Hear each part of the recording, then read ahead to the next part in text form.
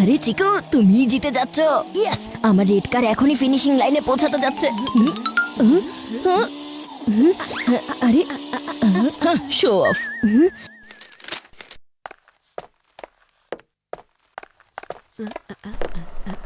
মা, ক্ষুধা লেগেছে, কিছু খেতে দাও না। হ্যাঁ হ্যাঁ দিচ্ছি, কিন্তু তার আগে ওই নিউজ পেপারের বান্ডেলটা দরজার সামনে রেখে এসো। কালকে কাগজওয়ালাকে ডেকেছি। মা, আমি এত ভারী জিনিস উঠাতে পারবো না, তুমি চিকুকে বলো না, ও সবসময় ওয়ার্কআউট করে।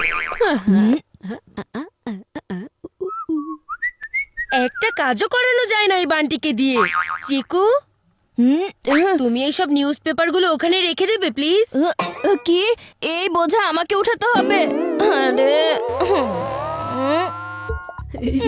পাজি বান্টি কোথাকার, প্রথমে কাগজগুলো ঠিক করে রাখবো আর তারপর ঠিক করব তোমার আক্কেল। যাও যাও, বোঝা ওঠাও, খুব এসেছে।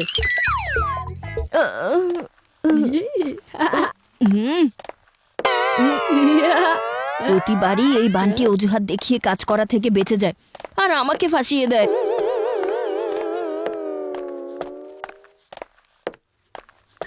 বান্টি, দুধ খেয়ে নাও। আরে মা, তুমি তো জানো দুধ আর আমি একসাথে যাই না। তারপরেও তুমি প্রতিদিন কেন আমার পেছনে পড়ে থাকো? দুষ্টু বান্টি, কাজের সাথে শত্রুতা করো তাই না? এখন দুধের সাথে তোমার বন্ধুত্ব করাচ্ছি। মা, এই বান্টি অনেক দুর্বল হয়ে গেছে তাই না? বেচারা, কোনো জিনিসই ও উঠাতে পারে না। তুমি জানো কেন? কেন? কারণ ওর বডিতে ক্যালসিয়ামের অভাব আছে। আর আমার সায়েন্স বুকে লেখা আছে যে দুধ খেলে ক্যালসিয়াম পাওয়া যায় আর হাড় মজবুত হয়, দাঁতও মজবুত হয়, পাশাপাশি শক্তিও আসে। হ্যাঁ, তুমি তো ঠিকই বলেছো, কিন্তু কবে থেকে তুমি সায়েন্স পড়া শুরু করলে? মা, আমাদের উচিত বান্টিকে দুধ খাওয়ানোর ব্যাপারে কনসেন্ট্রেট করা। হ্যাঁ, আমি তো ওকে এটা প্রতিদিনই বলি, কিন্তু ও অজুহাত দেখিয়ে বারবার দুধ খাওয়া থেকে বেঁচে যায়। আমরা বান্টিকে এভাবে ছেড়ে দিতে পারি না। তুমি কি দুর্বল বান্টিকে দেখতে চাও নাকি স্ট্রং? না না, ওর স্বাস্থ্যের কথা তো আমি চিন্তা করি। তাহলে তোমার অবশ্যই বান্টিকে দুধ খাওয়ানোর জন্য রাজি করাতেই হবে। হ্যাঁ, কথা তো তুমি ঠিকই বলেছো। বান্টি, জলদি এখানে এসে দুধটা খেয়ে নাও। আজকে আমি তোমার কোনো অজুহাত শুনবো না। পুরোটা গ্লাস শেষ করতে হবে।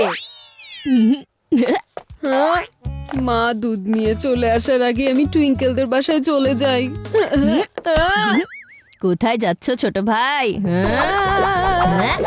না না মা, আজ তো তোমাকে দুধ খাইয়েই ছাড়বো। মা, তুমি তাড়াতাড়ি দুধ নিয়ে এসো। ও, দুধ তো শেষ হয়ে গেছে। হ্যাঁ, বেঁচে গেছি, কারণ আজকে দুধ আমাকে ভয় পেয়েছে। একদম ভুল সময়ে দুধ শেষ হয়ে গেছে, কিন্তু কোনো ব্যাপার না। মা, আমি এখনই ফ্রেশ দুধ নিয়ে আসছি। হ্যাঁ, দুধওয়ালা এখনো নিশ্চয়ই সোসাইটির মধ্যেই আছে। যাও বড় ভাইয়া, যাও, যত মন চাই দুধ নিয়ে এসো, আমিও দেখবো দুধ কিভাবে ঘরে আসে।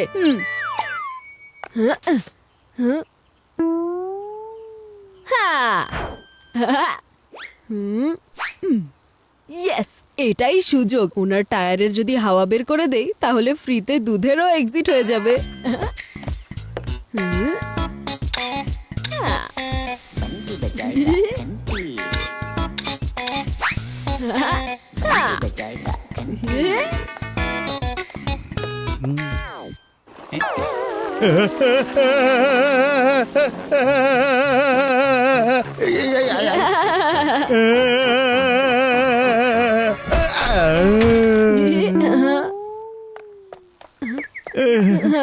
আঙ্কেল, কি হয়েছে? আপনি ব্যথা পাননি তো? মনে হয় আপনারা সব দুধ ওয়েস্ট হয়ে গেছে, তাই না? আরে না রে বাবা, আমি একদম ঠিক আছি, আর দুধও নিজের জায়গায় ঠিকঠাক আছে। কোথায়? ওই যে তোমার বড় ভাই আছে না, ও একদম ঠিক সময়ে চলে এসেছিল। এই মাত্রই আমার কাছ থেকে সব দুধ নিয়ে গেছে ও। কি? হ্যাঁ, আমার কোনোই লোকসান হয়নি, সবটুকু দুধ তোমার বড় ভাই রেখে দিয়েছে। দুধ তো বেঁচে গেছে, কিন্তু আমি এখন কি করে বাঁচবো? চিকুর আগে বাসায় যেতে হবে। শর্টকাট। এখন দেখবো তুমি কি করে দুধ না খাও। এই চিকু তো নিজেই দুধওয়ালা হয়ে গিয়েছে। যতই ওস্তাদি করো না বড় ভাইয়া, আমি এমন নাচ নাচাবো যে এই দুধ ছানা হয়ে যাবে।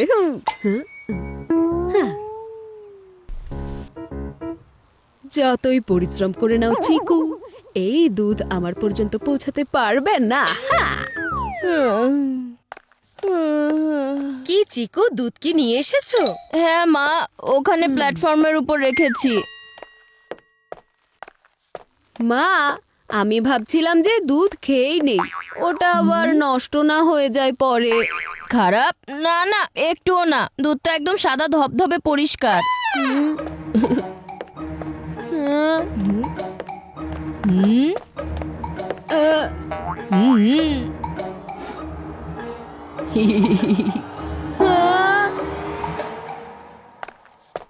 তুমি যদি বলো তাহলে এক গ্লাস রেডি করে দেবো মালাই দিয়ে। না মানে বেশ একটু অপেক্ষা করো, আমি এটাকে গরম করে নিয়ে আসছি। তারপর বান্টি তুমি 1 গ্লাস খাও আর 2 গ্লাস খাও, কোনো টেনশন নেই। কি ভেবেছিলাম আর কি হয়ে গেল। দুধ তো নষ্ট হয়নি, কিন্তু এটা খাওয়ার পর আমার মুখটাই নষ্ট হয়ে যাবে। না না, এখন আমার মাথা গরম হয়ে যাচ্ছে। ঠান্ডা মাথায় কিছু একটা ভাবতে হবে।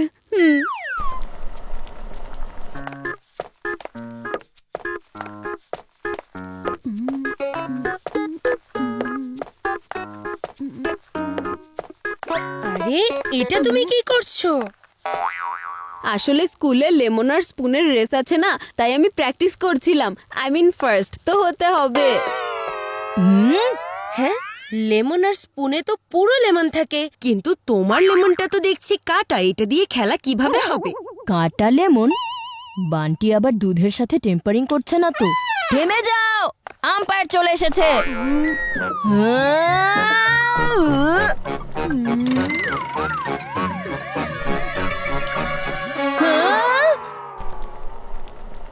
বান্টি, এটা তুমি কি করলে? মা, সো সরি, আমার ব্যালেন্স লুজ হয়ে গিয়েছিল চিকু আসার কারণে। এই লেবুটা দুধে পড়ে গিয়েছে। মা, তুমি ওর কথায় কিন্তু একদম ভুলবে না। এই পাজি বান্টি সবকিছু ইচ্ছে করে করছে।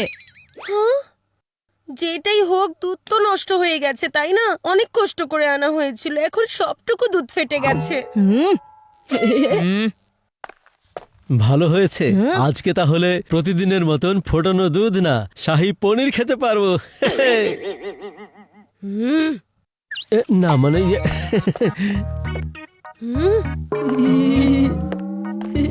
এই বান্টিকে তো দুধ খাওয়ানো আমার সীমার বাইরে।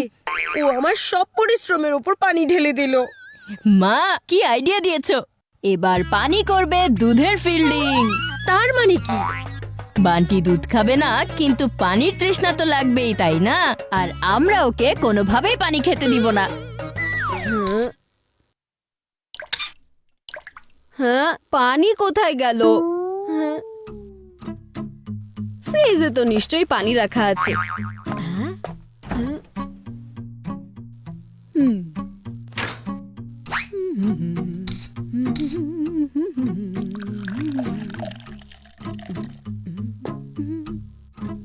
আরে, এই পানির পরিবর্তে দুধ কোত্থেকে চলে এলো?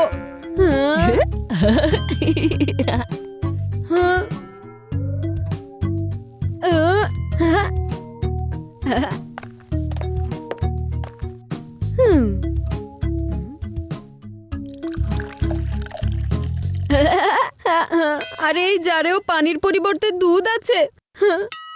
যেখানেই দেখছি সেখানেই দুধ। তৃষ্ণা পেয়েছে, কিন্তু আমি পানি পর্যন্ত পৌঁছাতেই পারছি না।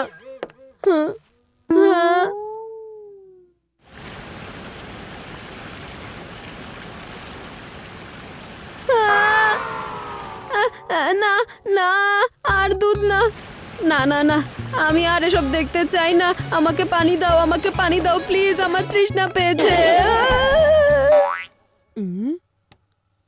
নানি, আপনি একদম ঠিক সময়ে এসেছেন। পানি যেহেতু নেই, তাহলে এই ডাবের পানিতেই কাজ হয়ে যাবে। এর চেয়ে ভালো গিফট আপনি আজ পর্যন্ত আমাকে দেননি।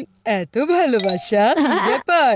তুমি তো আমার কোনো জিনিসই পছন্দ করো না, তাহলে এই ডাবের পানি আজকে কি করে সবচেয়ে বেস্ট গিফট হয়ে গেল?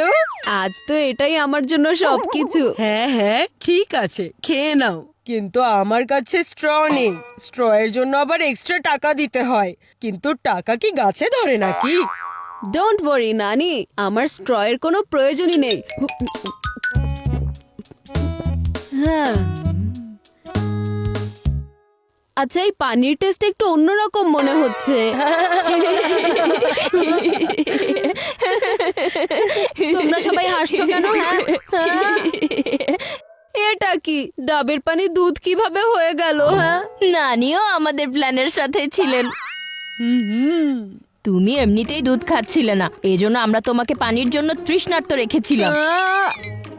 তুমি পানি কোথাও পাওনি, আর এখন তুমি ডাবের ভেতর পানি ভেবে পুরো দুধটুকুই খেয়ে ফেলেছো। শেষ পর্যন্ত তোমাকে দুধ খাইয়েই দিলাম, তাই না? তোমরা খুব খারাপ করেছো আমার সাথে। এটা খারাপ না, ঠিক করেছি। দুধ খাওয়া তো সবার স্বাস্থ্যের জন্য ভালো, তাই না বান্টি?